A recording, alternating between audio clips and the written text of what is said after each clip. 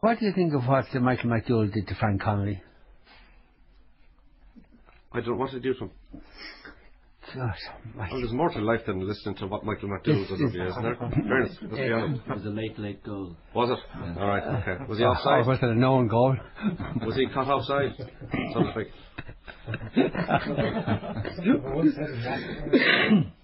We're going to talk about the controversy surrounding Michael McDowell and Frank Connolly.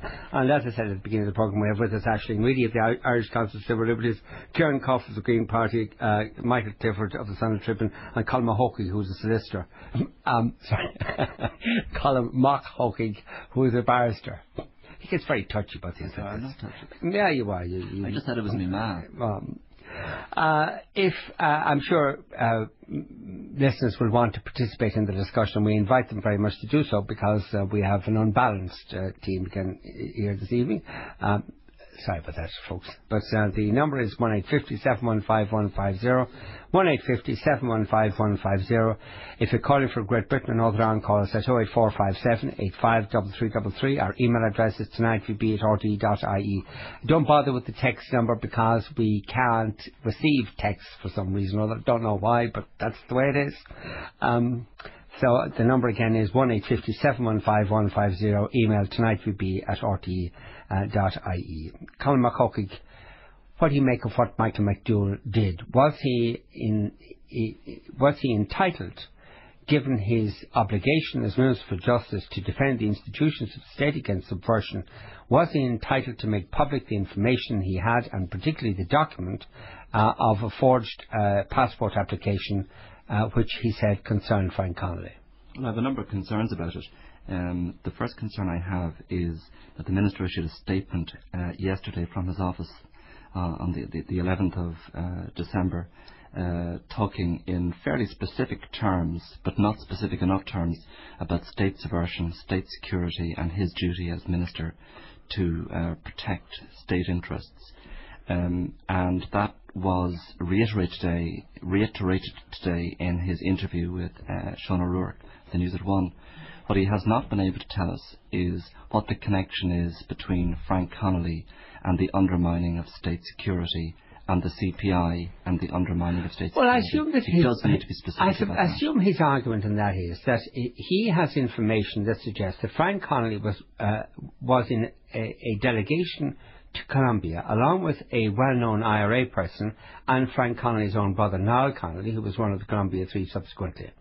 And that the purpose of their visit to Colombia, all of them using false passports, I'm not saying this happened now, I'm just saying what Michael McDowell's contention is, or might be, was that these three were engaged in subversion in Colombia, in selling information of use to terrorists for huge amounts of money, which would be used for nefarious purposes back home, and that he was entitled, given the seriousness of what was involved, both in relation to Colombia and in relation to here, to disclose what he did. Well, this is the question. We must look at the two discrete disclosures which he made. I think he might be able to cover himself with that kind of state security excuse in relation to the privilege statement he made in the House. But he made quite another separate disclosure which doesn't enjoy the privilege of the House, when he personally communicated documents which he appears to have obtained from a Garda file to the independent newspaper group, or to the independent newspaper. He did that personally, and he needs to explain why the Minister for Justice was giving documents to a newspaper, why he didn't issue a press release and attach the document to the back of it and do it publicly. Because he was asked for the document. No. But nonetheless he did it secretly, and the fact that he gave it to the Sunday Independent only came out today when he knew he was actually. It wasn't much of a secret. He volunteered the information himself. He did, but he didn't. That information should have been disclosed by the Independent when it published the information. If there was no wrongness or mischief attached to it, why wouldn't the Independent have run with the major story? Minister gives us document would have been their story. Clearly the Minister said, don't put my name to this. This is a secret. But why, if he would have said that, would he volunteer the information this evening that he because it was perfectly obvious he was about to come under pressure as to who gave, and that was the Finian McGrath question, who gave the information to the Independent. No, it wasn't. That was it was part of the question. My understanding is that was part of the question, and it was part of the question not answered by the Minister in the Dáil. But my other concern relates to the Official Secrets Act, and the reason I raised the question of the Official Secrets Act is because it's very clear when you look at what the Minister was saying on the radio today that he's had to give some consideration to whether his communication of the document to the Independent constituted a breach of the Official Secrets Act. And it seems to me that there's a very strong argument that it does constitute a breach of the Official Secrets Act. Now, I know this gets away from the wider question of whether McDowell is right to be having some kind of a non-judicial prosecution of Connolly. But let's just look at the Minister and the Official Secrets Act. It's an offence under Section 4 of that Act for a person to communicate a document which is secret or confidential unless he is duly authorised to do so, and or unless he does so in the course of and in accordance with his duties, or it's in the interests of the state to communicate it. Now, the Minister's first line of defence, when he's not actually, the question of the Official Secrets Act not being properly put to him, I think, his first line of defence is that the document was not confidential because it was a bogus document. That doesn't stand up to scrutiny. In my view, it was a confidential document because it was on a Garda file. And the Minister's own Act of 2005, the Garda Síochána Act, provides in Section 63 that it's an offence for a member of the Guards to reveal any information obtained in the course of an investigation. And very clearly, the Minister got this document from a Garda file. So if a Guard had given this information to the Independent, the Guard would have committed an offence. That suggests... He's not a Guard. No, but it strongly suggests that information in a Garda file is confidential. No, it does not. And so, yes, it does. No, it does not. Absolutely does. It says that for the Garda to disclose that information is an offence. It doesn't say for the Minister for Justice to disclose the information No, is an actually, offence. can I just correct you on that? What it actually does say is that it refers specifically, that heading is going, the confidentiality of certain information, and it is the disclosure of that information which is confidential, which is likely to have a harmful effect, which is the offence. So it is assuming that it's not just the Gardaí having a word in somebody's ear.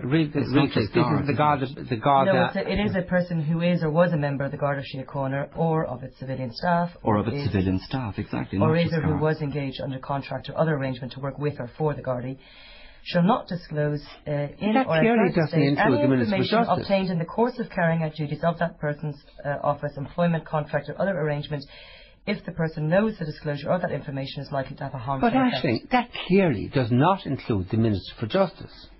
No, but the point is, we're not saying that this covers the Minister for Justice, but the sort of information which the Minister for Justice disclosed is, under this terms of the Act, considered to be confidential information. So if he disclosed confidential information, that raises the other question, which was raised about whether or not he was breaching the Official Secrets Act. With regard to the Official Secrets Act, if you read the next part of that section there, you'll see that official secrets may be disclosed with the permission of the authority of the Minister for Justice. That's not quite what it says. What it says is that the information may not be released unless the person releasing it is duly authorised. And duly authorised is described as, duly authorised means authorised by a minister. There are no circumstances, in my view, in which this Act can be interpreted as meaning that the Minister for Justice or any other minister can authorise himself or herself to release information, because that would remove all safeguards from the release of information. The purpose of the Act... That is really stretching it. Absolutely not. The purpose of the Act... And even it says that the confidential information under the Official Secrets Act may be disclosed in the interest, when it's in the interest of the state to communicate this information. Very good. If that's the Minister's reason, the first thing he has to do is to tell us what state interest. He must identify it specifically. And all I'm doing today, I guess my conclusion on this is, I think the Minister has questions to answer. And the questions he must answer is he must say why it is he believes that information which, according to the Garda Síochána Act, and which is called confidential information, is not confidential information in this case. And secondly, even if it is confidential information, it's clear that he has authority to disclose it. No, it's not clear. He must say why it is he believed it was in the interest of the state to communicate it, as he did privately to a newspaper, not to the public with his name on it saying, I wish to tell you this information. I must say, I think this is far-fetched stuff. Michael Clifford, as a broader point, Vincent, he may or may not have broken the law in doing what he did. The broader point is he claims he acted on the basis of the interest of the security of the state. Now, the manner in which he acted was that initially he leaked elements of a Garda file to a newspaper. Subsequent to that, he answered a Dáil question. He didn't initiate anything in the Dáil in terms of being worried about the security of the state. He answered a Dáil question and went way off the point of that question in order to get out this information. Now, nowhere either did he say that he consulted with the Cabinet. And we're talking about a situation whereby he is revealing information that impinges on the DPP. Remember, this all is a result of one allegation that went to the DPP, and the DPP decided not to prosecute for now. For instance, supposing new evidence came to light, the DPP would now be compromised as a result of what the Minister has done. Frank Connolly's right to a fair trial would also be compromised as a result of what the Minister had done. So whether or not he broke the law is one issue, but the manner in which he conducted himself leaves an awful lot to be desired. And it would also open up the possibility of what his actual motivation was. He says his actual motivation was acting in the interest of the security of the state. The evidence and the manner in which he leaked all this stuff would suggest it may well have been political, his motivation. And that being to... What political motivation? The political motivation being to get rid of the Centre for Public Inquiry and Frank Connolly. Why would he have wanted to get rid of Frank Connolly? I'll give you one example. His party leader, Mary Harney, said today and yesterday that she didn't believe that there should be an investigative body that was funded from outside the state. Do you agree with that? Do I agree with that? No. There's been a line of the PDs since February 2005 when the centre was set up, and you can go check on their website. They're very proud to put on their website that they think it's very suspicious that you would want to set up an independent scrutiny watchdog and call into question the motivation of having an independent watchdog. This notwithstanding that we support all around the world the whole promotion of civil society and in post-conflict situations, and the whole test of a democracy is the strength of independent voices and watchdogs. But yet, when it's set up here, go check the PD website. From the minute it's been set up, they are calling into question. You don't have to. But if you doubt me in any way, Vincent, I can be verified. The editorial in the Tribune pointed out yesterday that organisations funded outside the state, for instance, broke the story on the Beef Tribunal through Susan O'Keefe and UTV. Also, well, broke might be extending it, but it certainly had a major impact in the whole Ferns issue as well through BBC programme. So, I mean, it doesn't hold water to say that it's not in the interest of the state to have something funded outside. One wonders if the PDs ever got any funding from outside the state. I wonder. Karen Cobb, what do you make of all this? Yeah, I mean, first of all, there's the argument over whether or not it's legal to do for him to have done what he did in giving information to a journalist. That's one part of it, but I really worry about what he might do in future. Under what conditions might he repeat this? And I think there's a real concern there that he might be doing it to serve his own political ends. I mean, it seems like for the last 2 years, whenever Michael McDowell has an idle moment, he jumps up and down and attacks Sinn Féin. That's a fairly common technique for a smaller party to try and get noticed, and I think the PDs are very good at doing that. But I think it seems to be in danger of becoming a very political move by a Minister for Justice who should be slightly above all this. But isn't what he's doing all right in the context of that here the Centre for Public Inquiry is setting itself up to hold accountable people who hold power both in state power and non-state power. And the head of that organisation is somebody who himself should be accountable for his own actions and his very suspicious actions in apparently seeking a false passport, travelling on that false passport to Colombia for purposes that are not explained. I think so, and I think that goes beyond the innocent until proven guilty argument. In other words, if you're in public life or you're in a position of authority, you have to be squeaky clean about what you do. And I think Frank Connolly has to be able to answer any and all of the questions that have been raised about him by the Minister. Yeah, but isn't the problem rather then that Frank Connolly won't answer all these questions? Not that Michael McDowell is putting it up to him to answer the questions. I think he has to. I mean, it's not like a law case with somebody who perhaps isn't in the public domain that often. I think he is in public life by virtue of his past in journalism, but by his job with the Centre for Public Inquiry, and I think he has to be squeaky clean about exactly what he did, why he did it, where he went. That doesn't give the Minister the right to act any way he sees fit. He still has to act within the bounds of his office and the law. No, I agree. I mean, I agree with you completely, and I worry that the Minister might do this more often, particularly in the run-up to an election, and God knows who he'll be targeting. There's certainly a danger that in this controversy, people will confuse the two issues and confuse the right of the public to raise questions in relation to Frank Connolly, but the equal right of the public to raise questions about how the Minister for Justice, of all ministers, has sought to behave in relation to this matter. All right. We have on the line the former Minister for Justice, Nora Owen. Nora, do you think that Michael McDowell is right to do what he did? Well, when I saw the reply to the question, the first thing that struck me was that it wasn't really the reply to the question that was asked.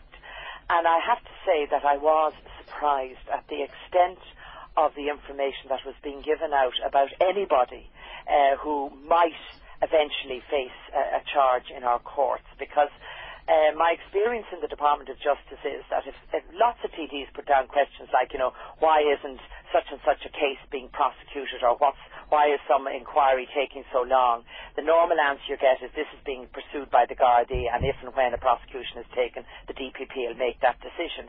And I was always advised in the Department of Justice that you had to be always conscious that anything you say, even under privilege, would be information that can be transmitted and might be used in a court. And God knows Mary Harney can remember what she said and what it did in a previous case. And that's why I was surprised. Now, I agree with, I think it was Michael Clifford there who said, Frank Connolly could have sorted, this wouldn't have happened if Frank Connolly was more open with his answers and sorted out and gave answers that people felt were the truth of where he was and what he was doing at certain times.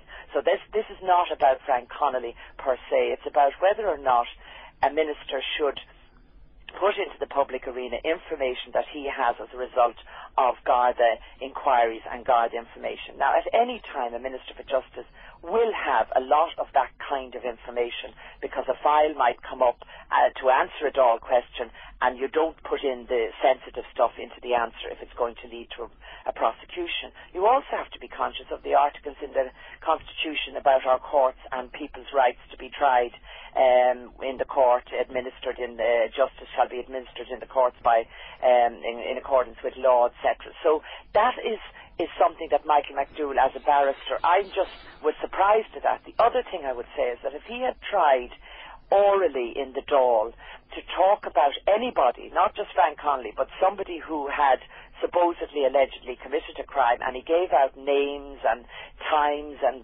details, I am absolutely certain that the Ceann Comhairle would have said, sorry, Minister, you can't talk about somebody who isn't here to defend themselves. And many TDs will tell you they've been pulled up when they tried to make comments like that in the Dáil. So again, because it was done through a written answer, it wasn't verbally said in the Dáil, and therefore he could get the information out. Now, I recall Michael some time ago accusing Gardaí of taking bribes, and he said, I know what I know, but I can't give you out any paper or evidence about it. And yet this time he felt free to give out a document to one newspaper, using it as a kind of a sort of informal irishifical, here's an application for a passport you might like to look at, albeit that it was a false application. But I mean, nobody would be entitled to that kind of information. If I rang up the Department of Passports and said, could I have under Freedom of Information, Vincent Browne's application for a passport, please, I'd be told where to go. I couldn't get it. I couldn't go into the public arena. You'd be entitled to it, Vincent, but I wouldn't. So I just wonder what his motivation was in giving that document to the newspapers, and then, as it were, later, more or less using the fact that it was all in the public arena to put the Dáil question out in the arena when he had helped to put it into the public arena. Nora, I want to come back on two of the issues that you raised, but first let me give the numbers again to our listeners. 1850 715 150, 1850 715 150.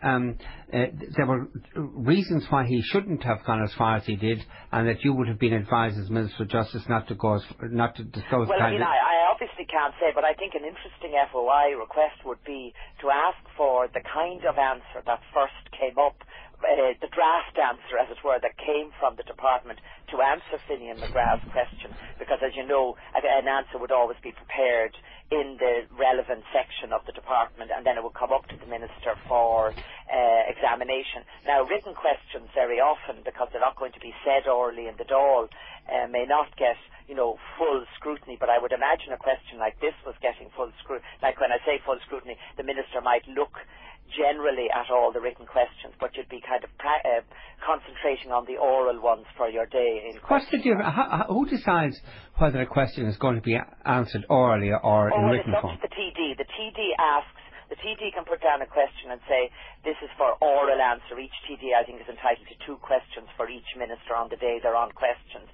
And then all their other questions that they put in would be, and it would say on the top of it, for written answer. Oh, I see. And then if an oral question isn't reached on the day that it's down for oral answer, the TD has the option of taking it in a written form, so there's never any discussion about it. So the Minister would have known this was for written answer, so he wouldn't have had to prepare supplementaries, things like that. And it was the way in which he went straight into the whole issue, Columbia 3, the whole lot, which struck me as being beside the point of the question. He might well have been able to put an answer that said there are questions and marks about the Chief Executive without saying names, and the question marks and these will be handled in some other fora, but I'm putting it on the record that there are some questions. But it was the detail that really shocked me. I mean, I don't ever remember a Minister for Justice giving out details like that about something that might end up in court. The other thing that struck me, you can't libel somebody if what you're saying about them is true. And if he's so certain of the truth of what he's saying, it does strike me as it would have been possible for him to make a statement, to issue this as an ordinary statement outside of the Dáil if he wanted to get this information out.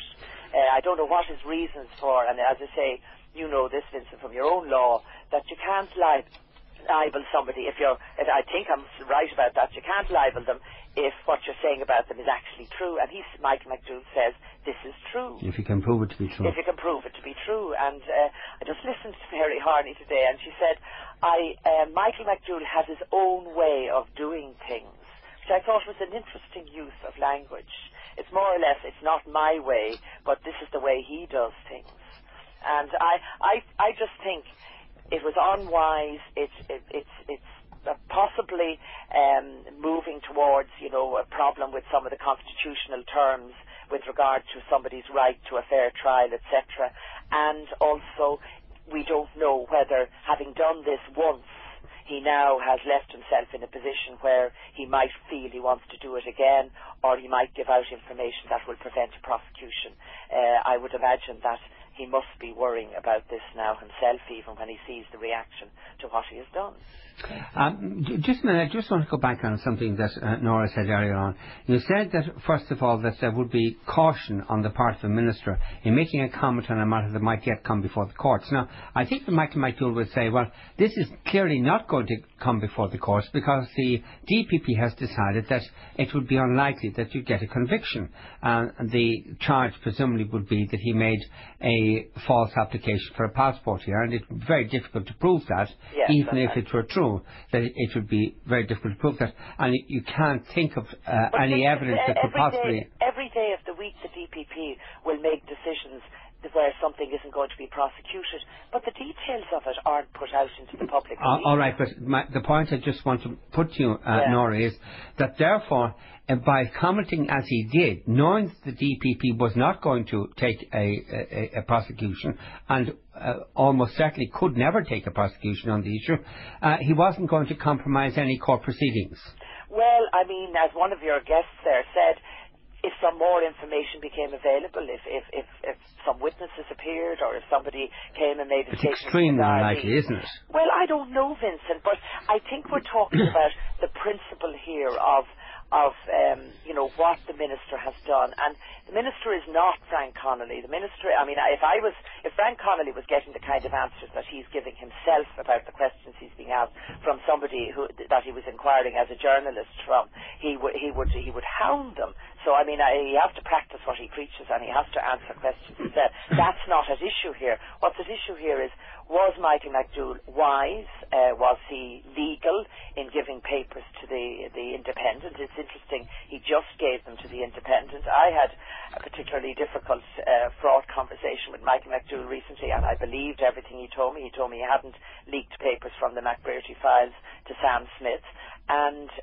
I took his word for it that he hadn't done it. And I suppose tonight I'm feeling, I wonder now, should I have taken his word so readily? Because he's openly admitted that he actually gave copies of a passport application. Now, I find it hard to understand in that particular piece of paper what was making it public going to do for the security of the state. He'd already indicated in the question, shall we say, or if he said the information was already, as it were, out in the public arena, that there was some suspicion about Frank Connolly. And I'm just trying to work out in my head, what was it that was saving all of us as the people by putting those bits of paper out? And so I hope for his sake that he hasn't done something that is proven to be illegal. Colm Mac Eochaidh there is more in tune with the Official Secrets Act. I haven't got it at my fingertips here. But I mean, it's what he has done at the very least is unwise, and I think it's worse than that. And what's worse than that? Well, I think that he has damaged the sort of system which is you're innocent until proven guilty, and he has used the Dáil question, the privilege of that, to put information onto the record of the House, which he's not willing to say outside of the Dáil. He hasn't commented on the detail of his answer, and in a way that I don't remember in my 20 years in the Dáil that kind of information about a case, even if the DPP wasn't proceeding with it, being given out like that. And whatever you think of Frank Connolly, he's entitled to sort of some way of his own defence, if it were, as it were. But it's just something that worries me. And as I say, Michael McDowell some weeks ago or months ago said, guards were being bribed, and it was a very serious thing to say about Gardaí. But when he was asked about producing any of the evidence, he said, I can't put it out into the public arena. So, I mean, you wonder... Did you see many security files yourself when you were Minister for Justice? Well, I mean, you certainly would have been briefed on security issues, and you would have been briefed coming up to Northern Ireland. Would you have asked to see specific files? I mean, I wouldn't have, just because I sort of thought off the top of my head I'd like to read about somebody, I wouldn't just ask for a file. But if it was relevant to what was happening, where maybe I was getting briefed for a Northern Ireland meeting, you would certainly be briefed about security. And you might be briefed about individual cases if it was relevant. You wouldn't have sat around and thinking, I'd like to find out, I wonder is there a file on Colm Mac Eochaidh, for instance? No, I wasn't in the habit of doing that. Did you ever see, was there a file on Colm Mac Eochaidh? He never came across my desk on a file, I have to tell you. Michael Clifford? No. Vincent, don't Ashton Reidy. Oh, you're getting nervous now. Ashton Reidy. Was there a file on Ashton Reidy? I know exactly where you're going with this, Vincent, and I'm not going to be drawn. I'm out of politics. I'm not going to be drawn into your little web there. What do you mean? Like a spider and a fly. Thanks very much. But no, as I say, this will play out some more, and maybe Michael. I'm very nervous. I'm not nervous. I am. Well, you are. Yeah, you're very nervous about this. I'm not nervous, Nora. You're not nervous. No, Colm is not nervous. No, I mean, I think that, it's a case of McDowell is a very experienced, very, very excellent barrister. I'm sure everybody who's ever used him in a court case have been very pleased with him. And I'm just uncomfortable, and I think what he did was, when I heard of what he was saying today, that he had given the papers to the Irish Independent, I thought, what's this about? And then I remembered him absolutely assuring me he hadn't given other papers to Sam Smyth as well, and I believed him. Sam Smyth, who has written, I think, never wrote a critical word of Michael McDowell in Michael McDowell's political history. Not a word. Really? Not a single word, no. Maybe he's just a huge fan. I think you might call him just that. Our number is 1-850-715-150, 1-850-715-150. Let's move on a bit. We've got some calls. Somebody's saying, why is no one asking what Fine McGraw's motivation was in asking the Dáil question? For the record, since none of you have adverted to it, Fine McGraw was one of the supporters of the Columbia Three who travelled over to South America when it was blatantly obvious that these three criminals were guilty of at the very least serious crimes. The media are complicit in not joining the dots around McGrath and the Centre for Public Inquiry, as your programme tonight is. All right, well, thank you very much, Owen, for joining the dots for us. Elizabeth Doyle says, I'm appalled that Minister McDowell handed over these documents. It is an overtly political act designed to damage Sinn Féin. Should the panel know what type of redress Frank Connolly has with the Minister? What type of redress might he have, Colm? Well, I think he's in an. I have no idea what that last question was about, by the way. So that last comment, which sounds crazy, it's nothing to do with Sinn Féin, as far as I can see. This particular attack is a more general attack. Well, he can't sue for anything said in the Dáil. He can't sue the minister for handing over the false passport application because, of course, Frank says it's got nothing to do with it. Isn't that correct? No, wait a minute now. Is there a privacy issue involved here? Is there a privacy entitlement to one's Garda file? That one has a right not to have one's Garda file disclosed except in the course of a prosecution? I think there absolutely is. But what if there's a file, a piece of paper on that file which has nothing to do with you? But it's purportedly to do with him. That's why it was disclosed. His difficulty is that he said that's nothing to do with This is not defamation. This is about privacy. Yeah. And you have, it's what Nora Owen said, that if you were to ask for a copy of an application form of somebody else's passport, you wouldn't get it because it's not related to you. You have to ask your own exactly. I would think there's a privacy issue here. And now, the law on privacy is very vague. There is absolutely a privacy issue, and I've just seen in the papers that Ashley has in front of her that the Independent have printed that they have seen the Garda intelligence file. So clearly, the minister says he gave a copy of the false passport application. Somebody else has given them the Garda intelligence file. Or the minister. I don't think he... Well, no, we can't say that the minister gave the Garda intelligence file. We can't say he didn't either. No, we can't say he didn't. And it would be extraordinary, wouldn't it, that Michael McDowell gives Sam Smyth the principal document, and Sam Smyth also has access to other documents, and we have to believe Michael McDowell didn't give him access to those too. Well, it's a matter of the minister say whether he gave more than the... Of course he could. But he's in deep trouble if he gave more than the passport file. It's worthy of investigation one way or the other. I mean, the minister says he handed over Sam wrote in the thing that he's also seen the Garda intelligence file. The minister says he only handed over the false passport application. Where did Sam see where did he see the other one? I mean, surely that's worthy of investigation. Well, we know, one way or another. We know from Section 63 of the 2005 Act, which we read out earlier on, that it is a criminal offence to reveal a Garda file. So by a Garda. Pardon? Or by Garda. Or somebody associated with the Garda, yes. So clearly, whether it was the cleaner in the office who got them, no, I don't know. with a member of the civilian staff, or a guard.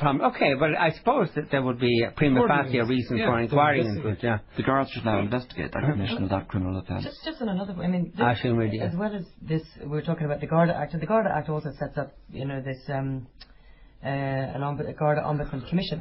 These are exactly the sorts of files which are completely off limit to an independent investigation body like the Garda, like the Ombudsman Commission, the Minister's gone out of his way for the main part to say that, you can't, he has control over every single one of these files. If you read through the Act, that people aren't allowed to use them, that the Garda Commissioner can say if he wants to withhold them from the Garda Ombudsman Commission, and the Minister can have a look at them.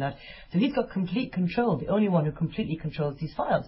Yet he's willing not to allow, to set up legislation which debars the Garda commission investigation to secretly look at these files to investigate whether or not there's been corruption, and at the same time was willing to pass over copies of these, or at least to be viewed, the Garda intelligence file. I mean, it's quite extraordinary, and the allegations he's making are hugely. Karen Coff, do you think this is a resignation issue for Michael McDowell? I think we need to get more clarity on the facts. I was gobsmacked when I heard him on the news today. He was like a child being held up in front of the schoolmaster. It's like, oh yes, I did give it to independent newspapers.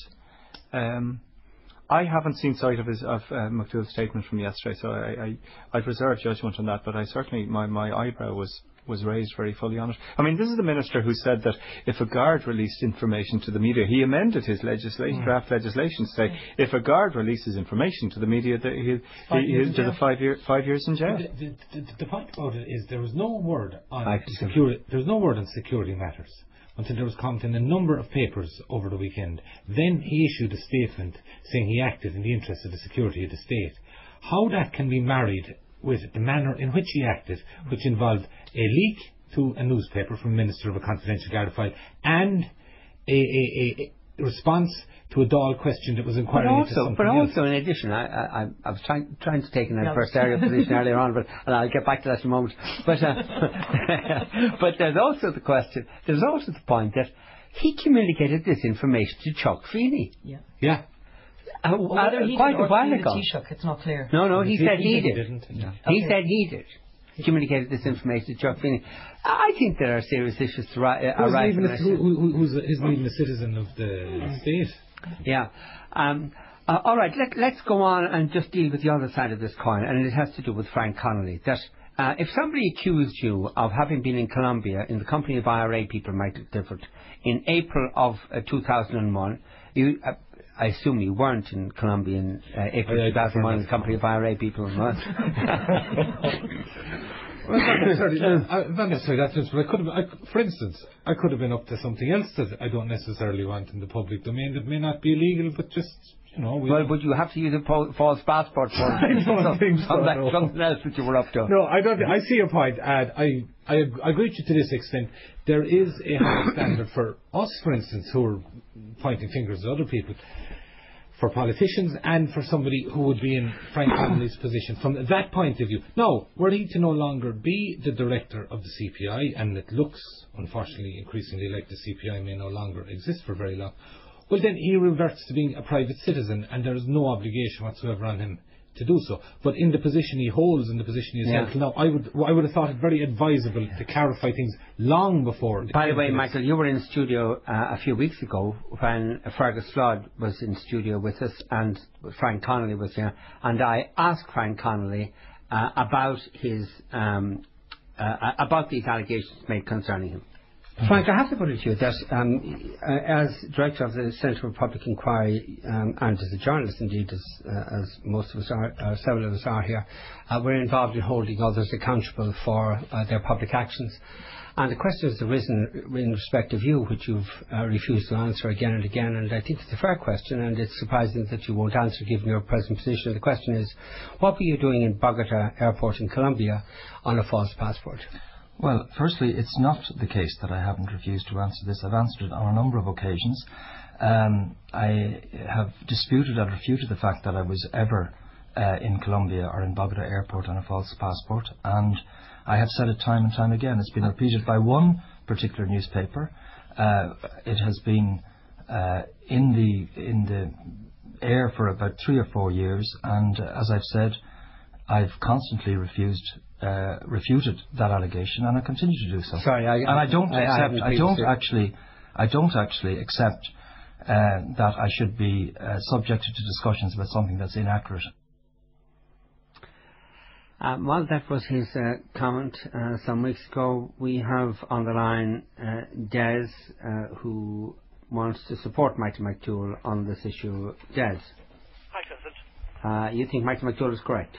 Well, I think that if Frank Connolly's photograph appears on an application for a false passport, Vincent, then Frank Connolly has some answering to do, and if that passport is used by somebody going to Colombia, I certainly think Frank Connolly has an obligation, having put himself in the position that he has put himself in, to explain to the public how his photograph got on that false passport application. Well, he says he doesn't know. In fact, he denies that it's his photograph. I mean, but the caller, this is Colm Mac Eochaidh caller. Hi, Colm. Frank Connolly was questioned by the guards. The guards took a statement from him. A file was sent to the DPP, and the DPP said those are the questions asked. There's its answers. There isn't enough evidence to prosecute. And the very thing that you say should have happened, happened.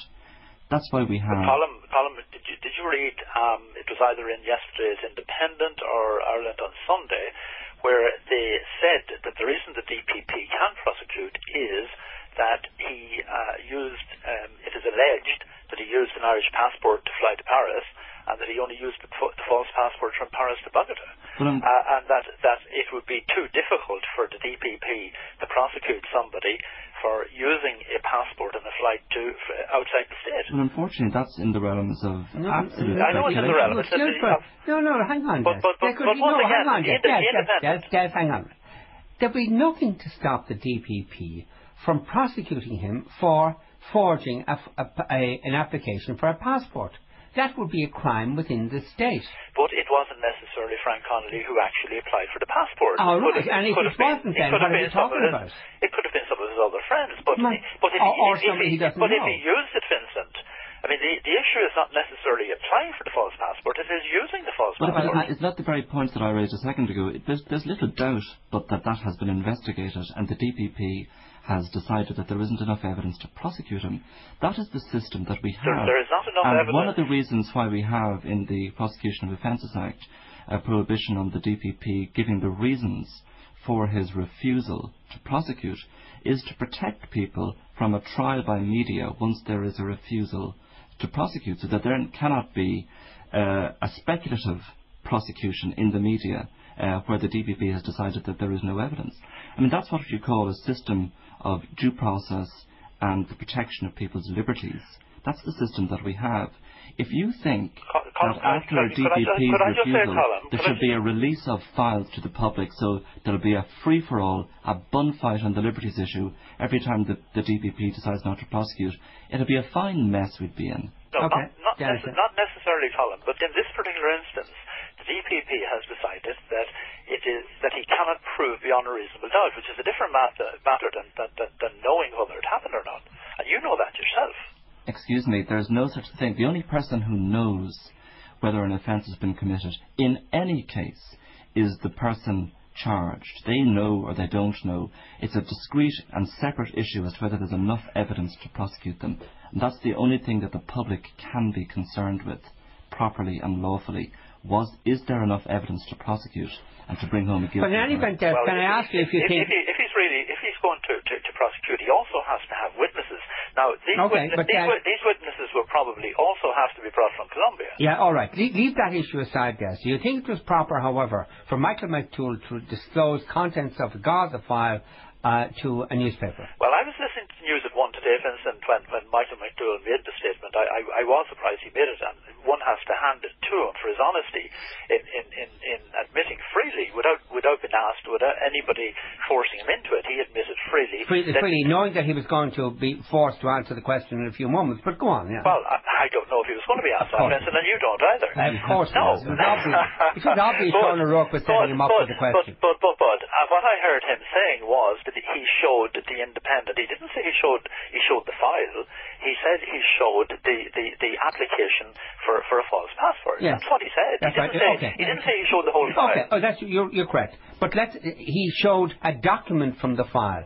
Do you think it's okay for a Minister for Justice to disclose a document from a Garda file to a newspaper? Well, Vincent, as a newspaper man yourself, very often you have requested that. I never did. I never in my life. Would you have said no to it in McGill? No, I wouldn't. No, of course you wouldn't have said no to it. But you, did I ever request it? No. Maybe not. But in this particular instance, we're talking about there are things appear in Garda files which are confidential, and there are things which appear in Garda files which are not confidential. And what this was, it would appear to have been something like a photocopy of an application for a false passport. Obviously, it would also appear to contain a photograph of Frank Connolly. All right. And what would you think, Vincent, if this application has a genuine photograph of Frank Connolly, doesn't Frank Connolly have a case to answer? How did this photograph get there? Yes, but he had answered. Particularly on account of you don't listen to the you ask a question and then don't listen to the answer. Okay, I was going to say particularly because of his close relationship with his brother. All right, but you don't listen to the answer. Okay, you give me the answer is he has answered. He hasn't, Vincent. He has answered. Frank Connolly hasn't said. He said, first of all, it wasn't his photograph. Secondly, he said he was never in Colombia. Is that not answering the issue? Yes, he hasn't said where he was. But that's a completely different issue. Anyway, Ger Cunningham has phoned to say that in setting up the Morris Tribunal, the then Minister for Justice, John O'Donoghue, provided that the tribunal could go into closed session and hear evidence behind closed doors on matters relating to informers of state security was heard. In both reports today, Mr. Justice Morris speaks at length about the importance of protecting confidential Garda intelligence files to the extent that even when the judge has concluded that the information in these files is false and without foundation, the evidence given relating to these files still has not been published. In this light, it is odd that the Minister for Justice or others might hand over a Garda intelligence file to a newspaper. That's a very good point. Afraid we've got to leave it there. Back in a moment to preview tomorrow's papers.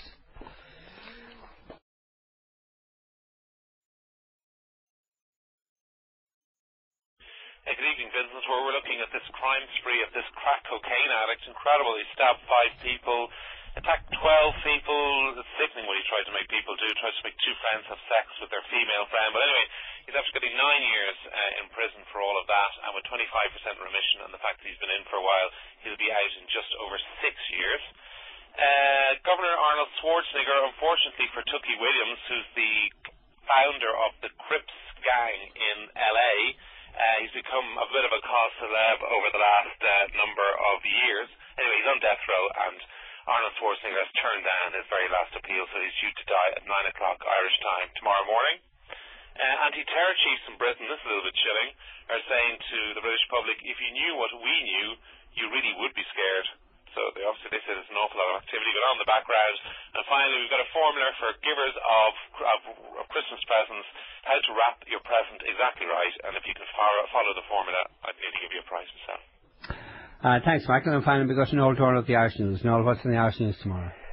Evening, Vincent. Well, the Northern Secretary of State, Peter Hain, still under a lot of pressure today over the so-called Stormont case last week when 3 men were acquitted of alleged involvement in an IRA spy ring at Stormont. Now, Peter Hain's line today is that people should just let this issue go, that there isn't any need for any further statements in Parliament or anything else, and it should just be allowed to fade away. But politics doesn't really work like that, and it looks as though it will be raised in Parliament, and it looks as though Mr. Hain, some of the remarks Mr. Hain has made about the case could also be the subject of legal action from either the acquitted people or others. We're also reporting a very sad story about a woman from England who has got a terminal cancer condition. She was brought up as a child by a couple from Fermanagh. She wants to say thank you to their community, so she's given a very sizable donation to a small GAA club in the area. And we're also reporting how the Narnia movie, The Lion, the Witch and the Wardrobe, has been a very big hit indeed across Britain and Ireland. It's taken nearly £10 million in its first few days. All right, thank you, and that's all from us for tonight. The production team tonight was Fergus Sweeney, Martina McLean and John Farrell, and we leave you with John Stone's La Nuit, sung by Felicity Lott and Anne Murray, and I want to play it in memory of Maggie Connolly of Broadford, County Limerick, who was very much part of my youth. She was a beautiful woman and great vitality and fun. Life wasn't very kind to her, certainly not as kind as she deserved. Her sudden death is a great sadness for her family and all her friends in Broadford, County Limerick, and for Maggie Connolly. Again, the chansons La Nuit from us tonight. Good night.